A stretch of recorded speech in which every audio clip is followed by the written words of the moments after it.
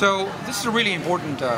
question, and one that's received considerable attention recently in research, both from developed and from developing countries.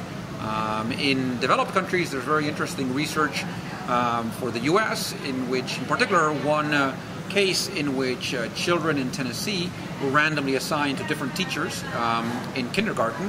and these children have been followed over time now for roughly 20 years, and so we see that being assigned to a better teacher results in better performance for these children in the short run, in the sense of they have less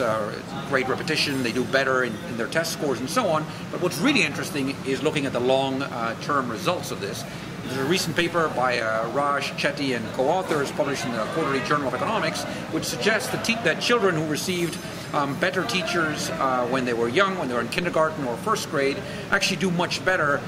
20 years later in a very large number of dimensions, including having higher earnings, lower unemployment, more likely to attend college, more likely to attend better colleges, and so on and so forth, which really suggests that these effects can be very important. Now, the big question for Latin America is to what extent can we translate those findings into the Latin American reality. What we know is that many children in Latin America, especially the poorest children,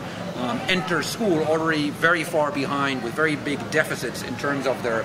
cognitive and non-cognitive development. And the question there is, on the one hand, what can we do before these kids enter school? But on the other hand, to what extent can a better teacher make up some of those deficits, and what are the characteristics of those better teachers? And there's actually a very active research agenda to precisely answer those questions.